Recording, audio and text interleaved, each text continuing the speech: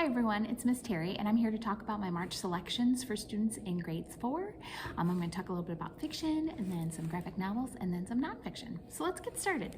This first one is called Saucy and it's kind of hard to see. You can see the little pig on the cover, and this is a story about a girl named Becca, and she actually is a quadruplet. She has 3 brothers and they really seem to be good at everything, and Becca is just like, I'm not really good at anything, and she's just kind of trying to find her thing of what she's going to do. And then one day she finds this little pig on the side of the road, and they have no idea where this pig came from or who she belongs to, but Becca instantly thinks, this isn't going to be my thing. I'm going to take care of this pig and this is what I'm going to do. She names the pig Saucy because she's a little saucy, and as the family is trying to fit this pig into their life, she does start to cause some problems, especially since she's going to grow to be 600 pounds. So she's very hungry. She's getting bigger and bigger every day. And as Saucy and Becca are trying to figure out how they're going to make this work, you will fall in love with the pig and, of course, Becca and her family. So it's called Saucy. This next one is called Bobo's Cave of Gold. It's actually a historical fiction. It takes place in 1852 in California during the gold rush era.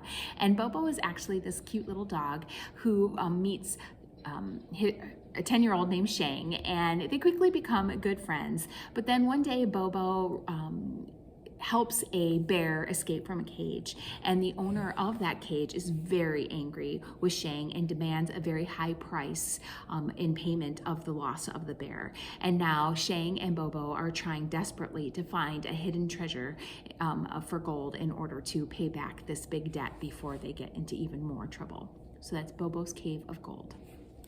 This next one is called The Candy Mafia. It's a really great mystery story, and it's about a girl named Nell. Here she is right on the cover, and she's kind of a private detective in a town where the mayor, in a promise to make the town better, actually decided that sweets and candy are no good and they need to go. So he ends up shutting down the local chocolate factory, which was really the town's biggest employer. And now there are these kind of like underground candy bootleggers that are trying to get sweets to everyone in the town. And one of the characters right here, you can see him, he his teddy bear has gone missing, and he hires Nell to try to figure out who has stolen the teddy bear. And before she can do that, the owner of the teddy bear also goes missing, and now she's trying to figure out what exactly is happening in their town and how can they bring chocolate and candy back. It's a Candy Mafia. If you love mystery stories, you'll definitely enjoy this. If you love books like Charlie and the Chocolate Factory, this is kind of a fun take on that kind of a story. So that's the Candy Mafia. This next one is definitely in the horror genre. This one is called Frightville, Curse of the Wish Eater. And this is about a boy who, named Max, who ends up going to a store that promises to have some unique items. And he buys this set of chattering teeth, which is being advertised as a wish eater and can make any wish come true. Now, Max doesn't really believe that this is actually going to work until he accidentally wishes for his siblings to disappear, and it actually does happen. And now he's not really sure if he's going to be able to undo that wish. So that's Curse of the Wish Eater. Is it really a good idea to have all of your wishes come true? This next one is called My Life as a Potato, and it's the story of Ben. And Ben has just moved to a new school in a new town in Idaho, and things are going pretty well for him. The cutest girl at school has just asked him to the dance, so he's feeling pretty good about that. He's starting to make some new friends, but then he gets into a little bit of trouble and ends up getting caught up in an incident with a flying hot dog in the cafeteria. And now the principal has told him, you have 2 choices. I can suspend you, or you can be the mascot, which of course is this goofy potato costume. Now Ben is like, okay, I'll be the mascot, but I'm going to try to make sure that nobody finds out that I am actually the mascot, because he's afraid it's going to hurt his chances with his crush and with his newfound friends. But through the story, he really kind of discovers the true meaning of friendship and what it means to be a mascot and find real friends as opposed to just worrying about popularity. So that's My Life as a Potato. This next one is a part of a series called Little Animal Rescue, and this one is called Little Lion Rescue. And this is about a girl named Callie who is visiting the Serengeti when she finds this little lion cub, and she is determined to bring him back to his family. But the Serengeti is not a place for little girls and little lion cubs all on their own, and it's very dangerous. And so she has to see if she can figure out how to reunite this cub with its family. If you like animal stories, you definitely will enjoy this one. Another animal story, this one is called Raising Lumi, and this is about a girl named Olive. Unfortunately, her dad has just passed away from cancer, and she's now going to live with a sister that she really hasn't known very much in her life, named Maudie, and they are moving to a new town. Maudie's getting a new job, and Olive is still just really struggling over missing her dad when she sees these dogs in green vests, like the one Lumi is missing here, and she realizes that she's moved to a town that has a training facility for dogs who are going to become seeing eye dogs, and Olive this is for her. This is what she's going to do, and she really thinks it's going to help her move on from the death of her dad and accept her new life. And there's also, of course, an adorable puppy named Lumi who she takes on in order to help train him to become a seeing eye dog. The hardest part for her now is whether or not she's going to be able to let Lumi go once she is trained. So that's Raising Lumi. Can You Survive is a set of choose your own adventure stories. There's 9 different story paths, including the Titanic, the jungle, and the earthquake. And these are all stories of where you can read for a little bit and then decide where the story takes you. So there's a whole bunch of different endings. You can read it over and over again, and you can see whether you could survive the night on the Titanic, or whether you'll get eaten by a jaguar in the jungle, or if you'll have a building fall on you in an earthquake. So if you like survival type stories, you definitely will enjoy Can You Survive. Another survival story, this one is called part of the Girls Survive series, which is about female girls who are put into situations where they have to fight for their lives. And this one is called Tara and the Towering Wave. And Tara's mom has decided that they're going to go to Thailand for Christmas so that they can kind of see where they have come from. Tara's not super thrilled about this. She doesn't really want to go. She'd rather just stay at home and hang out with her friends. But they end up there, and then the day after Christmas, a tsunami hits the island. And this is about Tara and her mom trying to survive that event. And it's all based on a true story. And then the last fiction book I have for you, this one is called Night of the Living Ted. And this is about 2 siblings, Lisa Marie and Vernon, who end up going to kind of like a Build-A-Bear. There's this, it's called Create a Ted, that's giving away free Halloween teddy bears with all these different, like, accessories and stuff that go along with it. So they decide that they're going to make an Elvis bear for their dad for his birthday, and then they each make their own bear. Unfortunately, on Halloween, the teddy bears come to life, and it's very quickly apparent that the owner of the teddy bear shop is trying to take over this community, and the teddy bears start to attack. So that's Night of the Living Ted. Definitely a funny story, not super scary. But I don't know, maybe you might look at your teddy bears a little bit different after reading this story. So let's go on to graphic novels. This first one is a Star Wars adventure, and it's called Endangered. And this kind of focuses on Rose Tico, who was kind of in the last, a big deal in the last couple Star Wars movies. So if you're big fans, you should know who she is. But she is trying to help young Anakin, who they are searching for a sacred bird, and they're trying to get it before it falls into the clutches of a pirate named Hondo Ohnaka. And this is all of your Star Wars adventures that you love, the action-packed racing and the space war and all of those things. So if you like Star Wars, you'll definitely enjoy this graphic novel. Again, graphic novels are written in comic book style. This next one is called The Secret Spiral of Swamp Kid, and this is about a boy named Russell who is part swamp creature. So you can imagine that school sometimes can be tough for him, as kids are not always very nice, but he does have 2 really good friends who kind of help him stay normal. But pretty soon he realizes that things are not quite right at school. He has these men in black that just kind of turn up every once in a while. They seem to be spying on him, and he's convinced that his science teacher is an evil mastermind. And as he and his friends are trying to uncover what is going on at school, he's also trying to deal with all the strange parts of what it means to be a swamp kid. And so this is written kind of like his graphic novel diary.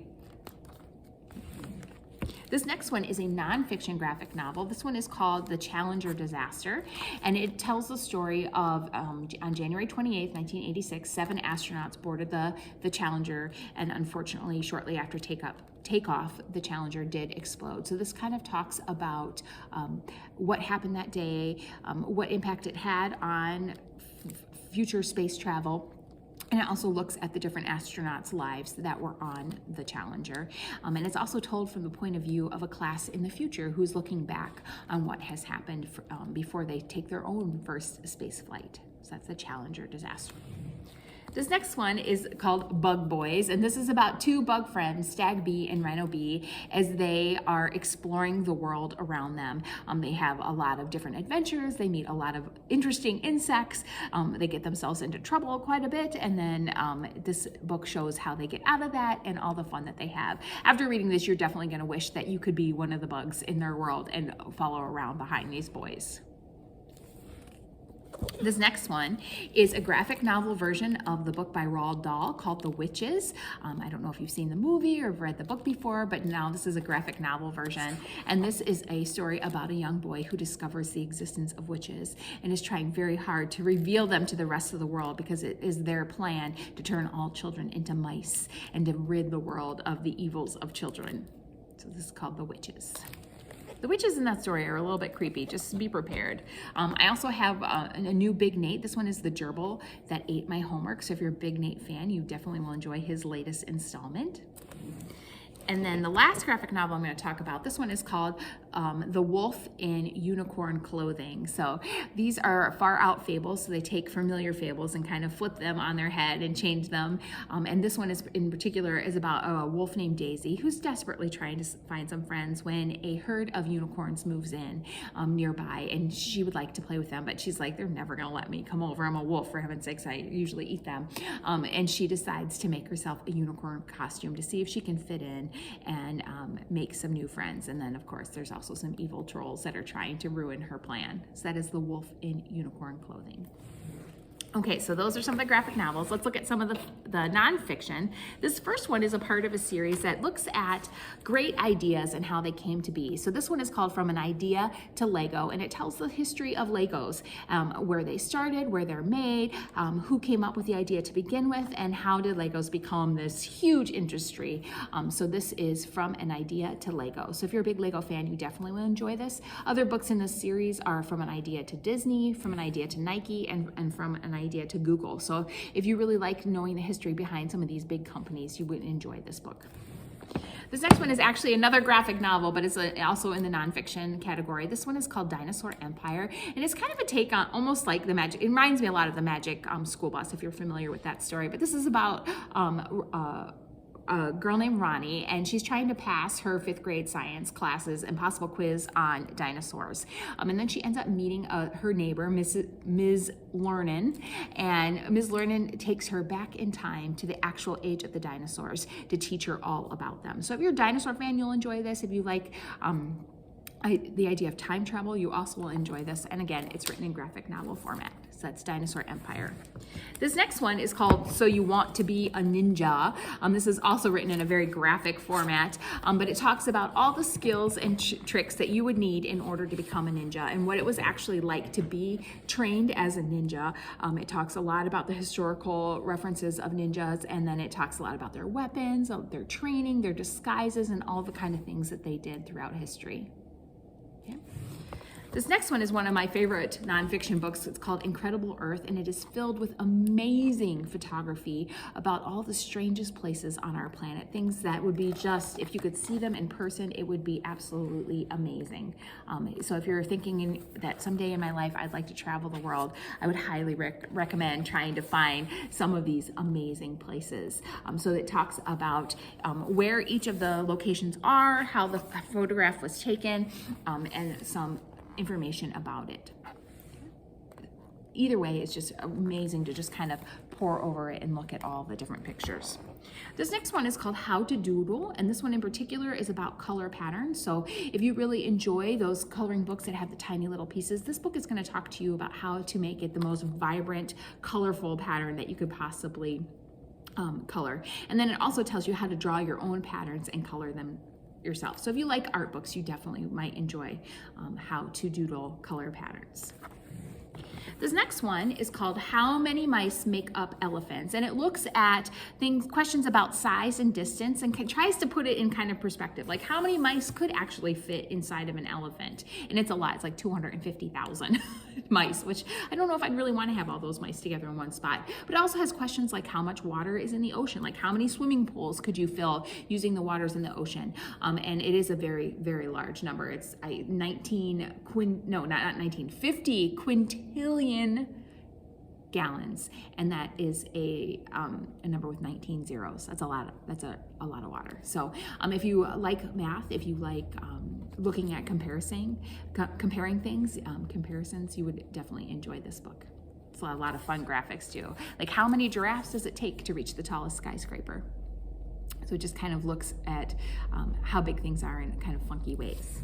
And then the last nonfiction one I have for you today, this one is called Cheap Eats, and this gives you some really simple recipes using very inexpensive ingredients. So if you're looking to improve your diet a little bit, tired of eating the same things over and over, this one will give you some different ideas of what you can do for lunch, breakfast, snacks, and desserts. So if you're a budding chef, if you love the Food Network, you might enjoy Cheap Eats. Thanks.